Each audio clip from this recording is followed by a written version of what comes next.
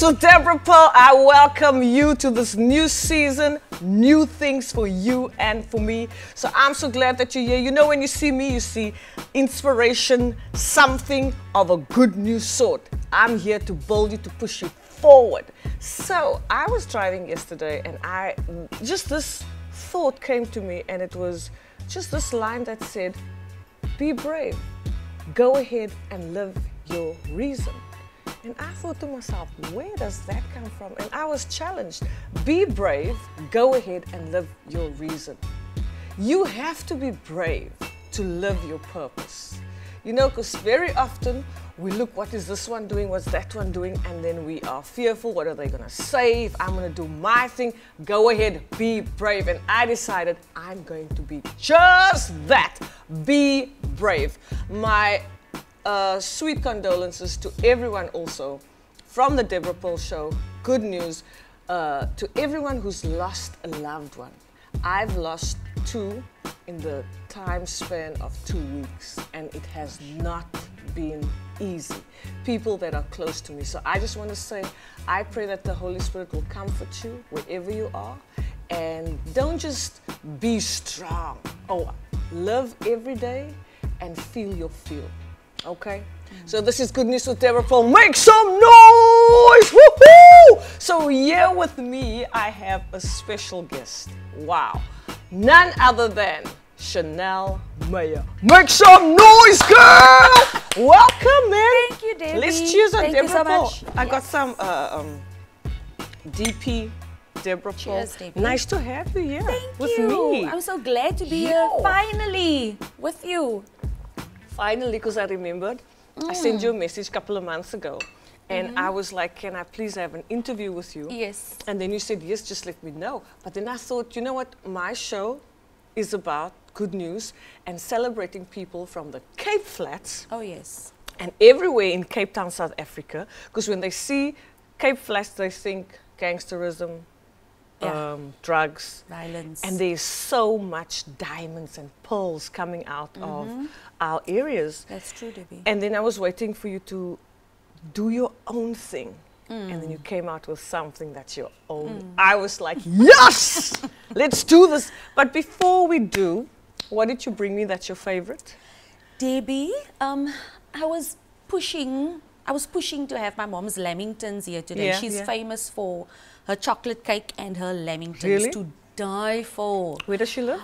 She's from Mitchell's Plain. I'll be there. You want her address? I'll Yes, give it to you. absolutely. She is a diamond. She's a gem. So she Yeah. makes this chocolate cake, chocolate ganache and lamingtons, Ooh. but I couldn't get to that. So I thought to myself, what's the next best thing? Yeah. And it hit me. I always rush to OK Bazaars. Come on. Right? OK. Shout out to OK. Okay. And they make this. They make this little sweet, little precious Swiss roll. It's a chocolate Swiss roll with caramel.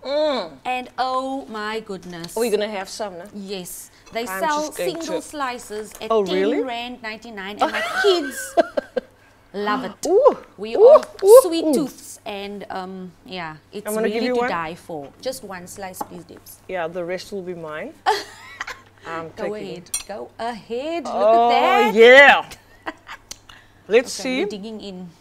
if what Channelle is saying is, Tell me. like, my thing is always, Soos 'n engel. op my tong. And then I always check for, while I'm eating it, is there any dry spots? But there's none whatsoever. This one is very light, eh? Extremely light. Now,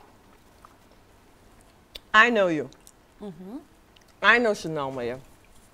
Singer, mom, all of the above. Who do you say Channelle is? Let me just take a sip of this. Debbie. Go for it, go for it. This is so much fun, guys. Thank you, Debbie. Who is Channelle Meyer? Well, I am 41 years old. Really? 41-year-old mom. Come on, you look Married, snazzy, eh? married to the handsome Hayden Meyer. Come on now. we've got 2 sons from our marriage. We've got 2 sons, Cuba Maxwell, 12 years old, and Milan Blue, 6 years old, going on 35. You know, the second child is always giving you a run for your money. And very talkative. He gives us our days. But I wouldn't have it any other way. I know. And we are married for 18 years this year. That's long. Through the grace of God, yes. And I know you guys before you were married. Yes, yes, you do, Debbie. Yeah. You do. And basically, I'm at home with the kids, and during lockdown, we did the homeschooling thing. But thank God, schools are back open, and they are happily off back to school. And so lockdown has given me, you know, the chance to express and really think about who is Channelle and what hidden talents and you know, God-given dreams are there, and that really made me dig them up. Awesome. Like I had no other choice, Debbie. I had to dig them up. I had the space and the time, because I always told God, you know what, God, I'm so busy. My life is too busy. I've got, you know, the corporate, I've got a corporate job, and that's my main thing. I just want my kids, my husband, and us to be fine and sorted out, and that is what took up my time. But be that as it may, God has really orchestrated and changed things around for our good. I have to say for our good, because that's what it is. Yeah. Otherwise, Channelle loves music. Oh, yeah. Loves singing. I've been singing all my life, Debbie. I mean, you sang before you were married. Yes. You're still singing while you're married, yes. And you have kids, you know. Yeah. And you go through different seasons, because you yes. were part of different groups. Definitely. And now seeing you venturing into this journey of just you, I was so proud of you, you know. Yo, Debbie. I mean, you know the quote that always comes to mind about Miles Monroe, where he says, the graveyard is the richest place. Yes. Why? Because people die with their untapped songs, unwritten stuff. You know what I mean? Yeah. And the thing that keeps us from doing stuff is fear. When you started out, I'm sure you were like, is it so the right fearful. time? Yes, so fearful and double-minded. And like, things that came up in my mind was like, you're doing this on your own, nobody's helping you. Are you even doing the right thing? Are you even doing this the right way? And that for me was very daunting, but we did it. I mean, my husband is my ultimate supporter. He pushed me, and he says, you know what, right, we're doing this. We're taking this X amount and we're doing this. This is our last, we're solely doing this. And it will cover X, Y, and Z. I remember for my birthday, he said, we're doing your single for your birthday. And I was like, whatever. I mean, we've done everything. So yes. And the thing, don't you find like us as artists, we like, and then your partner just pushes and say, we are doing this, and they put things in action. And it's so important that you know that they support you, like they're in favor of this. And it's not like, yes, I don't want you to do this. Like they still have a little hindrance, but that's not the case. You know what? It's good if you have God for that, a partner that is like, yes, I actually want to see your dream fulfilled. I actually but want 18 to see years you. Together, and you had a great Valentine's. Yes. But the thing is, the reality of the 18 years and of every marriage is that it's not always smooth. No. You had to grow to get to this place. Jou 7 sakke sout, né? The first 7 years is like jou 7 sakke sout, jy eet net sout. Jy eet net sout. So jy eet net sout en jy drink net water. Yes. You know, and that's not even complaining, Debbie. That is just the reality of life. But it's your choice to stick it out. I'm here. I'm going to remain here. Yes. Whatever's yours is mine. Yeah. And through every season. And the great thing about the partnership of the marriage is like how you celebrate each other's gifts. Yes, most and purpose. Definitely. You have to see it and you have to believe in it. Otherwise, it won't survive. You need your partner to grow. You need your partner's support to actually make it through. And without that, it's a bit difficult. But what is the one great thing that you just adore about Hayden? I adore about him is he's so charming, Debbie. Hy charm my. Hy maak my knie lam. For 18 years. Hy charm my. Yes, so he's my ultimate charmer. Let's cheers. Cheers to Hayden, the man. charming Hayden. Come on now, Channelle's husband. This is Good News with Deborah Paul, having so much fun.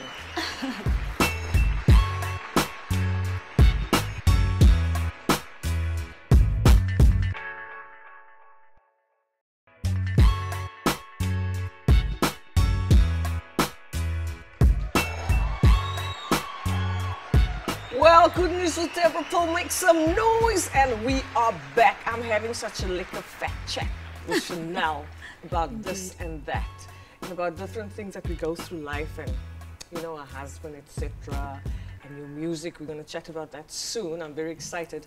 But you know, in this season, I have known so many people that that's passed on in this pandemic. And that is why I think we go beyond in this season to sympathize with each other. We go to empathize because we've been there, affected, yes. you know, all of us. And I was reading something so nice that just touched me. And it says that when we lose someone we love, we must learn not to live without them, but to live with the love they've left behind. Oh my. Oh my. It's like I need a moment. Yes. Just to think about it. I think about my dad, all the love he left behind, and about so much. He gave us such a reason to live, you know, to continue his legacy. Wow. And I remember your father passed away Yes. in December. Yes, December. COVID related. Yes, COVID related. It was, to be exact, the 29th of December. What? After Yeah. Christmas? After Christmas. Oh Before my New goodness. Year? Wow. Yeah, the day before my brother's birthday. So he passed on the 29th and my brother's birthday is the 30th. So it's like so closely knit. And it's now that day will always be remembered. Always, 'Cause always. Wow. And so how did that happen in a time span of how many days or weeks? Yeah, we were actually booked for our annual camp at Berg River, and Your family camp? yes, Yeah. with my husband's side of the family. And you know, the kids, they look forward to this every single year, I so you know. don't want to deprive them of their fun. And it was also a good thing to send them and to go and spend a few days there, because it actually took our minds off from Wow. what was really happening, their reality. So what happened was, between the space of Christmas and New Year, my dad's condition really deteriorated, and it was to the point where my mom didn't allow us in the house. We couldn't visit. Whatever we wanted to drop off, whether it's meds or food, we had to do at the wall. And the night that we actually took him into hospital, I said, I don't care, I'm going in, I need to see him. So I need to just help my mom and you know, figure out how drastic the situation is. Does he need hospital, etc. Because my sister and my mom was so drained. I can imagine. They were so drained. Because it's for how many days now? I think it was in the second week. What? And they were so drained of just checking up on each other and taking care of him, that she called my brother and I, and we just, you know, evaluated the situation, and we said, we're taking you in. He didn't want to go, but he then later experienced a pain across the chest, and we were like, you know what, this could be a heart attack, and let's just take him in. Yeah. And we took him in, and you know, he came back home. He's very headstrong, and you would tell the porter, And listen, the you're not older leaving me they here. become more headstrong, eh? Yes, so much. And you know, you could see he was like really putting up this strong front, you know, that he's still able to walk, he's still able to do things for himself. But the breathing is what put me off. The breathing was so hectic and so heavy, and that's what tired him. And then at 12 the night, he asked us to take him to hospital himself, yes, because he needed help. He couldn't, I mean, and then my mom and my sister wasn't sleeping yet. They would sleep when he's asleep. And then we took him into N1 City Hospital, and that's the last that we saw of him. And I think between the 27th and the 29th, that's when they put him on a, what do you call it? ventilator. The ventilator, Yeah. and you know, they give you this beautiful story about how well they're doing. Ugh. You know, it really puts you at ease and how well they're doing, and they're responding well to meds. And then on the 29th, the evening, we got the news that he had passed on. Wow. Where were you guys Yeah. at? I was on camp, and my brother was home because the following day is his birthday. And like I said, we rushed to my mom to give her the news because she was sleeping. They needed something to sleep because they couldn't sleep. And we then knocked on the door and we woke them up and gave them the news. So in all, not a nice thing to go through. Did not you, at all. in those days or in that day before, feel, okay, I'm making peace, I think he's leaving? You know what, I think you slowly do, but because it's your dad, you don't want to let go. You're still praying the prayers, Absolutely. the fervent prayers. You're still praying for turnaround and then X, Y, Z. And you know what, in my mind, I didn't know really, it really didn't connect with me what a ventilator really is. Once they put you on a ventilator, you are in a coma. Yeah. That didn't click for me. I never knew that until It didn't happened to click my for me. dad as Yeah. well. And the explanation afterwards is like, oh, okay, so Yeah. they're actually in like a either sleeping state. Yeah, Yeah. you know. So it educates us, you know, on that level. But now, telling your mother what was her, your parents were married for 40 years. 40 years this year, Debbie. It's a lifetime. It's like 2-3 lifetimes. And telling her was really for her. She's such a strong woman, Debbie. Even at the funeral, she was consoling us. You know, the more emotional wrecks. She was consoling us, and she's still as strong, Debbie. And I think in her own time, at night, you know, when we're not there, you know, she will mourn and she will cry and have her moment with God. Sure. She's extremely strong. She is a very, very strong woman. Yeah, and she deals with it She in her deals with way. it in her way. I remember when my dad passed on, it was like, I don't know why, I used to think, why is this happening? How could this happen? Of course. In my head, I thought, Of course. I will die, my father will still live on. Wow. You know, you Yes. think that, especially if they had such a phenomenal role, and they were like dads, man. They were role models. Protectors. Yeah. Yeah. He was my ultimate cheerleader as well. He, you know, he had faith. Debbie, if I talk about faith, God can do anything. Gosh. With that man, God can do anything. You just need to pray and confess. That is what I'm taking from him. Always excited. The excitement level is on 100, 200. The love for our family and for our boys is through the roof. Yeah. And that is what I want us to remember and want us to take, the faith in God, the love for God. Look, you don't mess with our faith and with our God. You know, there's so much, and with being an evangelical and spreading the gospel. That was that man's life. Exactly. Spreading the gospel and just populating heaven, winning souls was his thing. So that is what I'm taking from it, and I'm teaching my boys, you know, to be evangelical, to spread the gospel, to know the word, and to and not to be afraid of your faith. You know, stand strong in your faith. Know that our God can do anything. And that legacy you take further. Yes. Like I said, like you take the good that they left. Yes. And definitely. that kind of strengthens a person. Eh? Definitely. When you look at the good. Yes. And then you think, wow. And it strengthens you. Yes. You know, you have definitely. different moments, obviously. So now it's been, what, 2 months, 3 months? Yeah, it will be 2 months. Yeah, and how have you been since? Debbie, I take every day as it comes. The slightest thing reminds me of him. I know. The slightest thing. And I think I've become more an emotional being. Yeah. Since he's passed on. I know. Every single thing reminds. Just driving down the road to my mom's house reminds me of him. I'm still to make up a little, you know, nook with pictures of him, but kyk die botteltjie met sy gesig op takes you can't me. yet. It takes I me. know. So I'm like, what if I actually create this little nook? Ek gaan heel dag huil. I'm just gonna be lie there. sobbing. So it's really going to be something beautiful when I do it, and when I do have the strength to do it, you know. So I take every day as it goes, and I think my song, you know, which I is... was just going to ask you now, which song is it that really plays, that reminds you of him? There's that helps you through? There's so many. I think the one that helps me through is the one that I chose to play at the funeral when they did the slideshow. It's the one, The Blessing, by Elevation Worship. Oh, yes, yes. Yeah, and it speaks of generations. So, you know, it really has that prophetic, powerful utterance.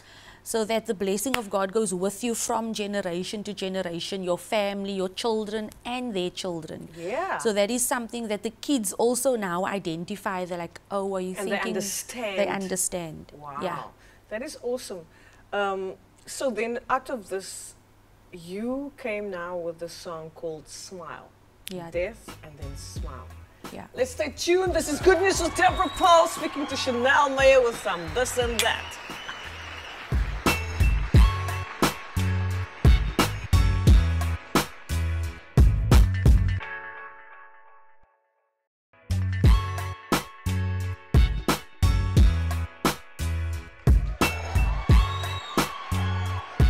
Woohoo! Good news with Deborah Paul. Make some noise! That's what we're doing right here with Channelle Meyer. And I had such a nice chat right now. We're talking about happy stuff and not so happy stuff, but we grow and we become stronger.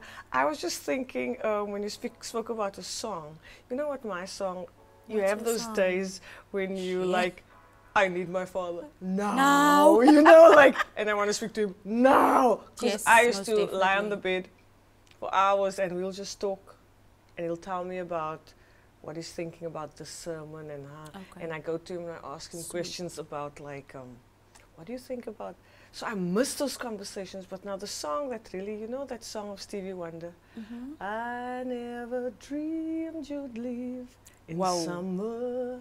Hey, I tell you, then I go and pour myself out. Then I will go to my next song. It's another song. And then I'll give myself that for that day. Okay. Even if it's just half an hour. And then I'm like, okay, we need to move on now. Because the kids need us. Yes. The husband, the people. So let's move. But it's important to have that moment. Yes. Right? But now, Channelle, you went from that phase 2 months ago. And now you've gone in on your new journey, your venture, with a song called Smile, your first single. Yes. That's amazing. It's taken me years, Debbie. Years. Why years? It's just like you're just so uncertain, and you cling to what you know. Okay, I know the group space. I know the backing, and there's always someone in front of me, so the focus is not on me. I'm cool with that. Yeah. Like, I'm cool with that. That's true. So the dynamic is just changed. It's like, bang, you're alone. It's all you. So this is all you. When I saw that, I was like, yes, girl. Come on, it's time. The world needs to hear you. So what inspired that song? So that song was given to me by, or written for me by, Sir Ashley Wen. Okay. He's a brilliant songwriter. Where's he from? He is, I think he's from Cape Town. Okay, I'm not too sure where. And he's written so many songs, and I will definitely go back to him for a few more. But he's got this R. Kelly style of writing where he just writes about life and love. And it's raw and it's real, and I think that is what, that is what really hits home, and what I like about his style of writing. So it was given to me about 2 years back. Really? Yes, 2 years back, and it had a very jazzy feel, you know, because it came from him. And then he said, you know what, do whatever you want to with it. And in my mind, I knew what I wanted it to sound like, and I teamed up with Ethan Niekerk and Daniel Titus, and together we created this. We changed it. I added some more lyrics. I added a vamp part and just made it my own. And I opened it up to an audience of more like a family and not just one specific person. That's so if you should ask me, you know, who did I write this for? Initially, I wrote it for women and young girls going through the stages and the phases of life, the difficulties, the dark days, you know, and then I thought to myself, you know, let's not do that, but let's open it up and say, this is for my mother, my sister, my brother, and my father, which opens it up to the whole family. Totally. You know, especially in segment. this time. Yes. Of our not of even the world. knowing, Debbie, you know, what was to come. Wow. Yeah. And that brings me to the scripture that says the steps of a righteous man You ordered ordered of the Lord. Hey? I'm telling you. Gosh, so this is like ordered. It's you ordered. think, how did this get to be so relevant right now? And you know, Debbie, 2 years back, I was like, is this song really for me? Because who sings about the dark days of life? It's depressing. Like, the song is depressing. I'll be the only one singing about this, not knowing that this is meant for a time where there's COVID-19, a time for where there's so many deaths, and this is just like that breath of fresh air. Totally. To say, you know, smile. You know, on a Saturday morning, smile, lift your head up. There's hope. There's hope.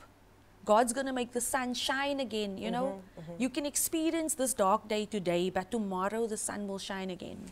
That is such an awesome message, you know. And the look that I saw when I saw your pics, it's so fresh. Yes. And I love that. And owning who you are now, Channelle Meyer. Grown. You understand? Yes, Grown. exactly. How was that Yes. growing process for you?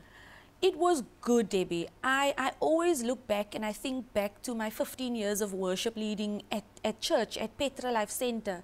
That is the breeding ground for what you see today. It is like the groundwork. It is the servanthood. It is serving, you know, relentlessly. And that's not the stuff that people see all the time. No, they don't see that. They don't see the times when you're on stage alone leading. The service needs to start. You've got your baby vomited on your skirt, but your husband is saying, "Gaan, die diens moet begin. You need to start the service." Wow. And you do it anyway. You know, you do it Exactly. because you know why you're doing it. You're doing it for God. This is His work ultimately, you know, at the end of the day. So it's been going through all of that. It's been being, you know, the backup singer to a Jonathan Butler. It's being backup singer to, what's the woman's name? Come on, let's do some Man, name there's so dropping. many. Come on. BB Winans. Yeah, come on. There's so many. And Wilmot what is so lovely about this is that you're naming all these international names and these big names, but you're hail from Mitchell's Plain. Yes. Come on, Miss Diamond. Yes. I'm so proud of you. And the Thank you, song my that is called darling. Smile. Before we say goodbye to you, I just want you to say something to any girl. Initially, the song was for women. Yes, for women. What message do you carry with you every day for a girl child? For a girl child. A young girl. Yes. Or any woman. Ladies, you know that God has given you a dream and He's placed it on the inside of you.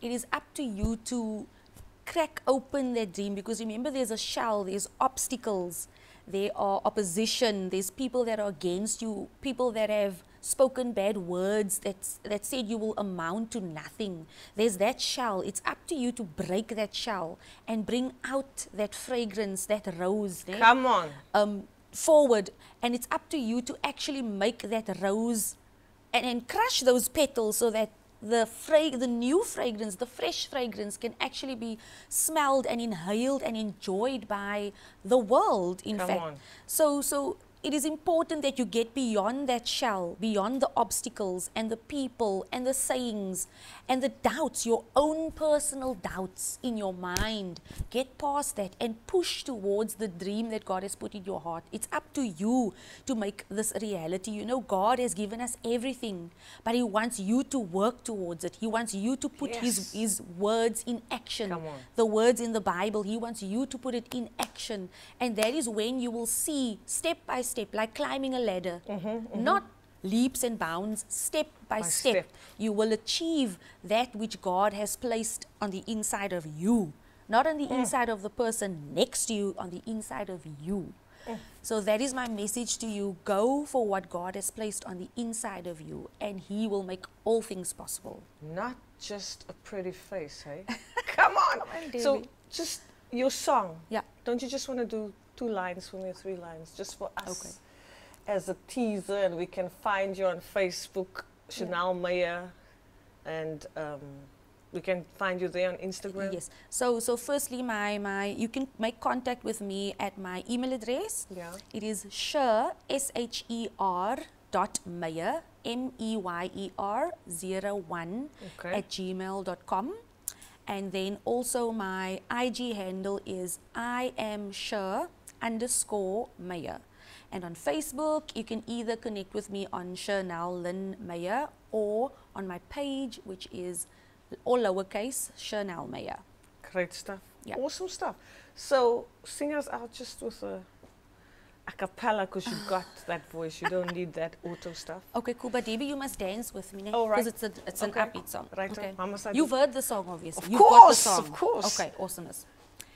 You just smile, hold your head up for a while. Before you know, the sun will shine, and all your dark pages of a life have disappeared. And if they don't, you just smile Yay! and hold your head up for a while. Before you know, the sun will shine, and all your dark pages of a life have disappeared. And if they don't, you just smile.